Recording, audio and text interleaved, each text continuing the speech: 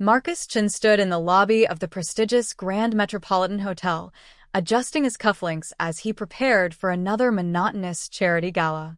At 42, he had built Chin Technologies from a small startup into a multi-billion-dollar empire, but success had come at a price. His marriage had crumbled 5 years ago, leaving him with nothing but his work and an emptiness he rarely acknowledged. The marble floors gleamed under crystal chandeliers as wealthy donors milled about, their laughter echoing through the vast space. As Marcus checked his phone for the 100th time that evening, a small figure darted through the crowd. Before he could react, tiny arms wrapped around his legs with surprising strength. He looked down to see a girl of about 7 years old, her dark hair falling in waves around her face, tears streaming down her cheeks. "Daddy," she cried, her voice breaking with emotion. "I finally found you." Marcus froze, his mind racing. He had no children. His ex-wife had made certain of that, prioritizing her career over starting a family. "I think you have the wrong person," he said gently, trying to pry her arms away.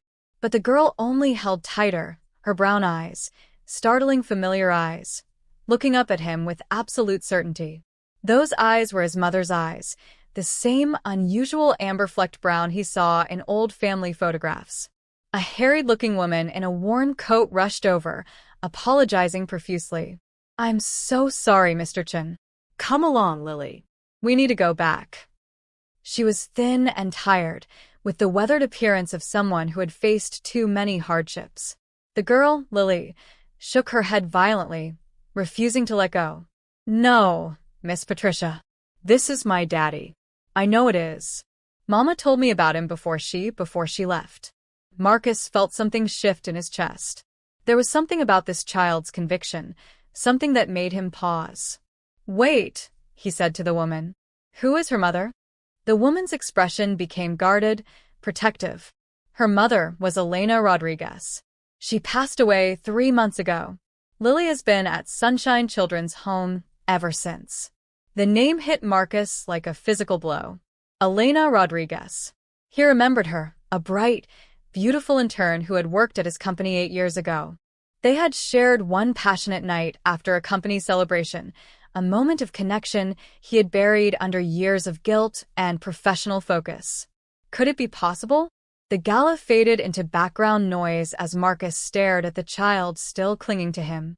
Patricia, the social worker, explained that Lily had somehow slipped away from their group at the hotel where they were attending a fundraiser for the orphanage. "She's been insisting for weeks that her father was a CEO named Marcus," Patricia said, her voice a mixture of frustration and sympathy. "We thought it was just a fantasy, a coping mechanism for her grief." Marcus's mind raced back 8 years. Elena had been 25, full of life and ambition, working in his company's marketing department during her summer internship. He had been separated from his wife at the time, drowning in loneliness and whiskey after a particularly brutal board meeting. Elena had stayed late to help him prepare a presentation, and somehow, in the quiet of his office with the city lights sprawling below them, barriers had fallen. It had been tender and urgent and completely unexpected. The next morning, mortified by his lack of professionalism, he had transferred her to a different department. A month later, she had left the company entirely. He had never known why she left so abruptly. His assistant had simply informed him that Elena had resigned, citing personal reasons. Marcus had told himself it was for the best, that their night together had been a mistake born of vulnerability. He had reconciled with his wife shortly after, though that reunion had ultimately failed anyway. Now, looking at Lily's face, he saw hints of Elena in the shape of her smile, the determination in her jaw. "I need to know the truth," Marcus said, his voice steady despite the chaos in his mind. "I want a DNA test." Patricia looked skeptical but nodded. "That can be arranged, but Mr. Chen, Lily has been through so much already. If this turns out to be a mistake, it could devastate her further. Are you prepared for that responsibility?" Marcus looked down at the girl who still held on to him with unwavering faith. "I'm prepared to find out the truth. If she's mine, everything changes." Lily looked up at him with those eerily familiar eyes and smiled through her tears. "You won't be sorry, Daddy." I'm really smart and I don't eat much, and I can be very quiet when you need to work. The matter-of-fact way she tried to sell herself broke something inside Marcus. This child, who had lost everything, was already trying to prove she was worth keeping. He crouched down to her level, his expensive suit forgotten. Lily, we're going to figure this out together. But I need you to be patient with me, okay? Can you do that? She nodded solemnly, and for the first time in years, Marcus felt purposeful in a way that had nothing to do with quarterly earnings or stock prices. The next 72 hours were the longest of Marcus's life. He had arranged for a private DNA testing facility to expedite the results, pulling strings and paying premium fees for speed and discretion. During that time, Lily returned to Sunshine Children's Home, but Marcus visited every day, unable to stay away from the possibility that she might truly be his daughter. Each visit revealed more about the remarkable child who had crashed into his life. Lily was indeed brilliant, as she had claimed.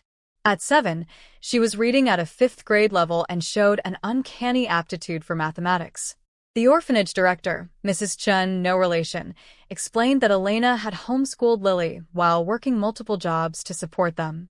Elena was fiercely devoted to that child, Mrs. Chun said, her eyes soft with memory. She worked herself to exhaustion. By the time she was diagnosed with stage 4 cancer, it was too late. She had ignored her symptoms for too long, too afraid to miss work and lose their tiny apartment. Marcus felt guilt crush his chest. If Elena had reached out, if she had told him about Lily, he could have helped. He could have saved her. But Patricia gently corrected his assumption during one of his visits. Elena didn't want to be saved, Mr. Chin. I spoke with her hospice nurse. Elena was adamant that she had made her choice 8 years ago to raise Lily alone. She said she didn't want Lily to be an obligation to anyone. But at the end, when the pain medication made her delirious, she kept talking about you. She made Lily promise to find you if anything happened to her. During his visits, Marcus brought Lily books, puzzles, and art supplies. He sat with her in the orphanage's small library, watching her devour stories about families and adventures. She told him about her mother in fragments, how Elena sang Spanish lullabies, how she made the best tostines even when they could barely afford plantains, how she promised Lily that someday they would have a real home with a garden. Mama said you were a good man who had a good heart, but too many responsibilities, Lily said one afternoon, her small hand resting on a book about constellations. She said that's why she never told you about me. She didn't want to be another responsibility. Marcus felt his throat tighten. Lily, if I had known about you, you would never have been a responsibility. You would have been a gift. The words felt inadequate, but Lily smiled, and he saw Elena's optimism shining through her daughter's face. On the 3rd day, his phone rang. The testing facility had the results. Marcus's hands trembled as he answered, and the geneticist's voice was professionally neutral. Mr. Chin, the results are conclusive. There is a 99.99% probability that you are the biological father of Lily Rodriguez. Congratulations. The world tilted, and Marcus had to sit down, overwhelmed by joy, terror, and a fierce protective instinct unlike anything he had ever experienced.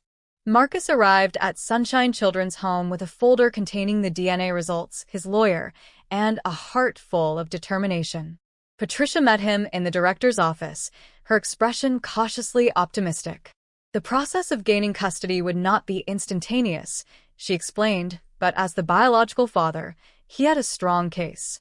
However, she added firmly, we need to ensure this is what's best for Lily. She's experienced tremendous loss. Transitioning to your world will be challenging. He understood her concerns. His penthouse apartment was a monument to bachelor minimalism. All glass, steel, and expensive art, with nothing soft or child-friendly about it. His work schedule was brutal, often involving 14-hour days and international travel. But as he explained his plan to Patricia, he saw her expression soften. He had already contacted an elite family lawyer, a child psychologist, and had begun researching schools and nannies. More importantly, he had cleared his calendar for the next month, delegating responsibilities to his executive team. When Lily was brought into the office, she searched his face with anxious hope. Marcus knelt before her, taking her small hands in his. Lily, the tests came back. I am your father. Her face transformed with joy so pure it made his eyes sting. She threw herself into his arms, and he held her, this precious child he hadn't known existed, and silently promised Elena that he would give Lily everything she deserved. The transition began slowly. Patricia arranged for weekend visits first, allowing Lily to acclimate to Marcus's world while maintaining the security of the orphanage.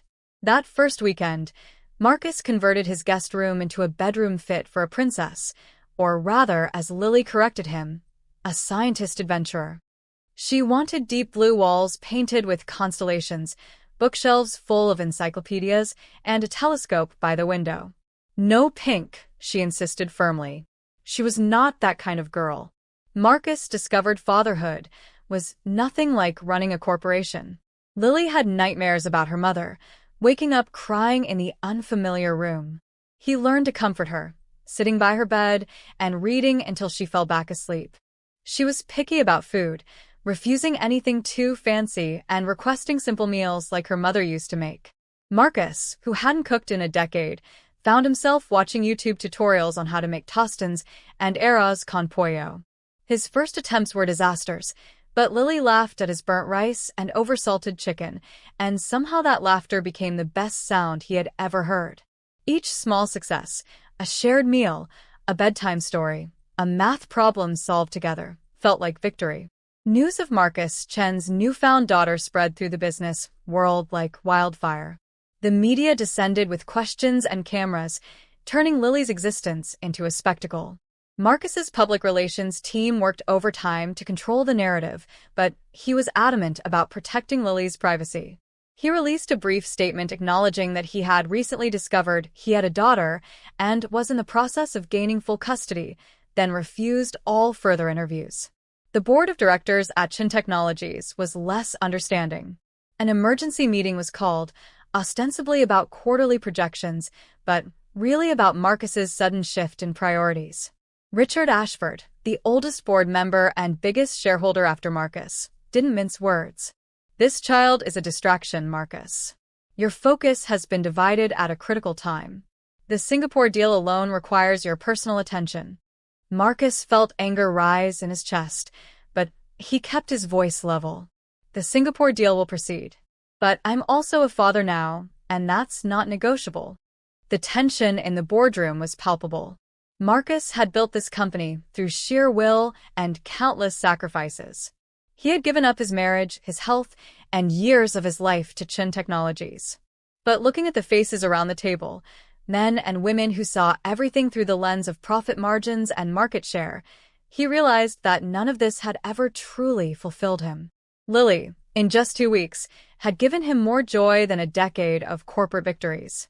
He made a decision that shocked everyone, including himself. I'm stepping back from day-to-day operations, he announced. James will assume the role of interim CEO while I take paternity leave. The room erupted in protests and objections, but Marcus raised his hand for silence. This company will survive without me micromanaging every decision. In fact, it needs to. I've been so focused on control that I've prevented the growth of strong leadership beneath me. Consider this an opportunity for the executive team to prove themselves. After the meeting, his CFO and oldest friend, David Park, cornered him in the hallway. Are you sure about this, Marcus?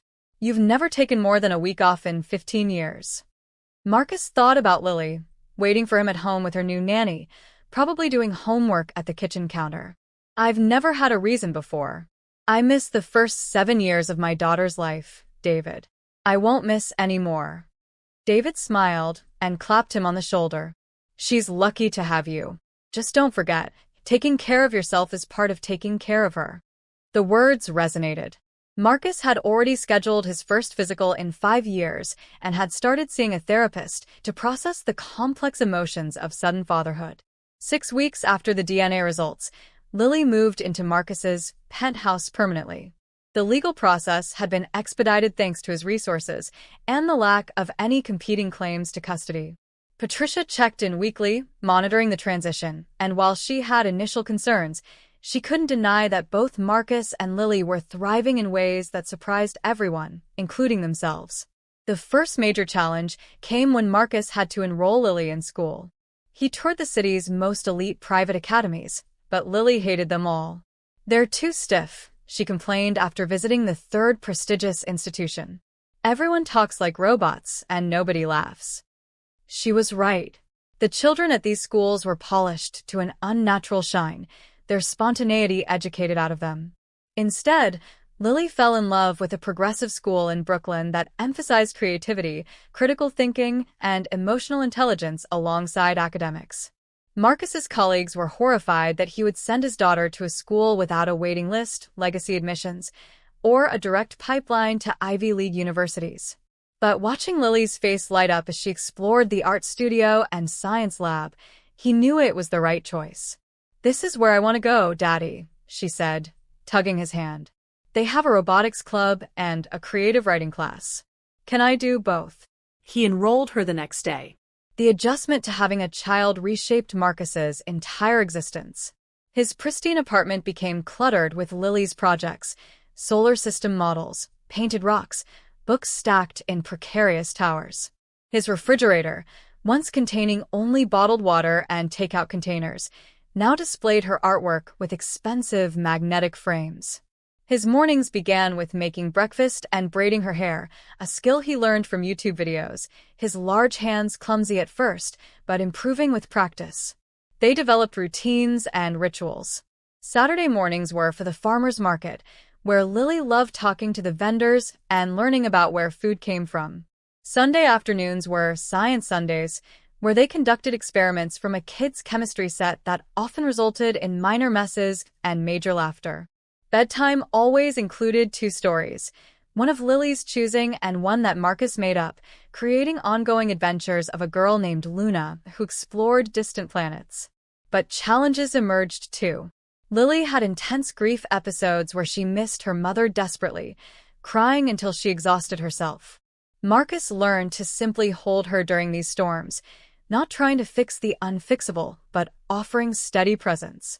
He also noticed she hoarded food in her room, a behavior Patricia explained was common in children who had experienced food insecurity. Together with a child psychologist, they worked on helping Lily feel secure, reassuring her that food would always be available, that she would never go hungry again.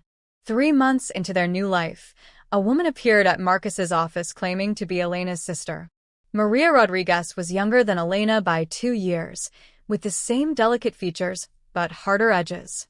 She had been estranged from Elena, she explained, due to a family conflict years ago. But now that her sister was gone and she had heard about Marcus taking custody of Lily, she wanted to be part of her niece's life. Marcus was skeptical and protective. He hired a private investigator to verify her identity and background. The report came back confirming she was indeed Elena's sister, but it also revealed a history of unstable employment, 2 DUIs, and a pattern of borrowing money from family members. When Maria visited the penthouse, Lily's reaction told him everything he needed to know. The child who had been so certain about Marcus being her father showed no recognition or warmth toward this supposed aunt. "Mama never talked about you," Lily said with the brutal honesty of children. Maria's smile faltered. "We had some disagreements, honey. But I want to make up for lost time. I'm your family." Marcus intervened gently. "Maria, I appreciate you reaching out, but Lily's been through enormous changes. If you want to be part of her life, we need to take this slowly." What he didn't say was that his investigator had also discovered Maria's recent financial troubles and suspected her interest in Lily might be motivated by access to his wealth. However, despite his concerns about Maria's intentions, she did provide something valuable: answers about Elena. Over coffee while Lily was at school, Maria revealed the full story of Elena's decision to raise Lily alone. "Elena was proud, stubborn," Maria said, stirring her cup absently. "When she found out she was pregnant, she panicked. She came to me, asking what to do. I told her to contact you, to tell you about the baby. But she refused." Maria explained that Elena had researched Marcus after their night together, learning about his wealth, his marriage, his powerful position. She convinced herself that telling you would ruin your life or that you would think she was trying to trap you for money. She was terrified of being seen as a gold digger. Our mother had raised us to be proud, to never ask for handouts. So Elena had made the choice to disappear, to raise Lily on her own terms, working herself to exhaustion to provide for her daughter. She loved you, though, Maria added quietly. She kept one photo of you, cut from a business magazine. I saw it once when I visited their apartment. And she told Lily stories about her father, always painting you as a hero, a good man who just didn't know about her. Even when she was dying, she made Lily promise to find you. Elena's pride kept you apart, but her love for Lily brought you together. The revelation left Marcus with complicated emotions, grief for Elena's struggle, anger at the years lost, gratitude for the chance he now had. He asked Maria about Elena's final months, and she described a woman determined to prepare her daughter for a life without her. Elena had made scrapbooks of their memories, written letters for Lily to open on future birthdays, and drilled into her daughter the importance of finding Marcus. She died knowing Lily would be okay, Maria said. That knowledge gave her peace. Marcus decided Lily needed to know more about her mother's life, the parts she was too young to remember or understand. He worked with Patricia and Maria to create a memory project, gathering photos, Elena's belongings from storage, and stories from people who had known her. The project revealed a woman of remarkable strength and dignity who had loved her daughter fiercely. They visited the small apartment where Lily and Elena had lived, now occupied by another family. The current tenant graciously allowed them inside, and Lily walked through the cramped space with reverent steps. "This was my room," she said, pointing to a tiny alcove barely big enough for a twin bed. "Mama would sit here and read to me." Marcus's heart broke imagining them in this space, struggling while he lived in luxury, unaware. He found Elena's former landlord, who remembered them with fondness. Elena always paid rent on time, even if it meant she went hungry. The kid always came first. When Elena got sick, she tried to hide it for months. By the time I noticed, she could barely climb the stairs. The cancer had spread everywhere. The landlord had waived the final month's rent, and several neighbors had helped with Lily's care as Elena declined. It was a community of people with little to give, but they had given everything. Marcus also tracked down Elena's last employer, a catering company where she had worked night shifts. The manager, Mrs. Thompson, remembered Elena as reliable and hardworking. She would bring Lily with her sometimes when she couldn't find a sitter, and that girl would sit quiet as a mouse, doing homework in the break room. Elena was so proud of her daughter's intelligence. Mrs. Thompson pulled out a worn photo from her desk drawer, Elena in her catering uniform, tired but smiling, with 7-year-old Lily beside her, holding up a spelling test marked 100%. These stories painted a picture of the woman Marcus had known for only one night, but who had shaped every day of Lily's young life. He arranged for a proper memorial service, something Elena had never received due to lack of funds. Family, friends, former coworkers, and neighbors gathered to celebrate her life. Lily read a letter she had written to her mother, thanking her for everything and promising to make her proud. There wasn't a dry eye in attendance. After the service, Marcus took Lily to the cemetery where Elena's ashes had been interred in a simple plot. He had arranged for a beautiful headstone to be installed, Elena Rodriguez, beloved mother, forever remembered. Lily placed flowers on the grave and talked to her mother, telling her about school, about Marcus, about her new life. "I found Daddy, Mama, just like you said. And he's really nice. You were right about him." Marcus stood back, giving her privacy, overwhelmed by the weight of responsibility Elena had entrusted to him through her dying wishes. As Lily's first year with Marcus approached its end, new challenges emerged. At school, some children's parents whispered about the circumstances of her birth, calling her the scandal baby and the mistake. Lily came home in tears one day after a classmate said her mother had been trying to trap a rich man. Marcus was furious and immediately scheduled a meeting with the school principal, demanding action against the bullying. But Lily surprised him. "I don't want you to make a big deal, Daddy," she said that evening. "It's just noise." Mama always said that people who don't know your story shouldn't get to write it. Her wisdom, so beyond her 8 years, reminded him of Elena's strength. Together, they crafted a response. Marcus helped Lily write a presentation about her family for her class, celebrating both her parents and the circumstances that brought her to where she was now. On presentation day, Marcus took time off work to attend.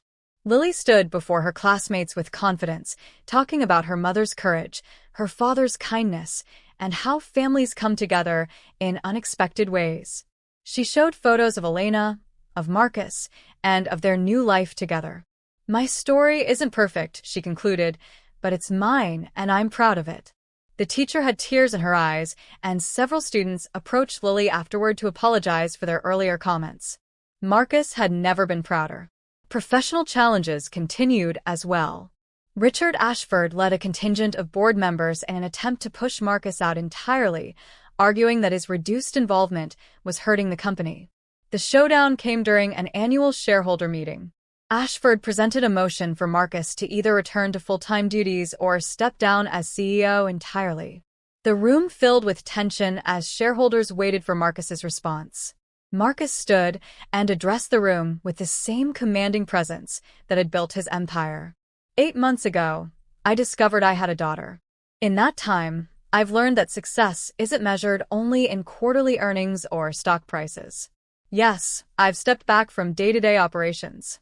But in that time, Chin Technologies has posted record profits under James Mitchell's leadership, launched 3 successful products, and expanded into 2 new markets.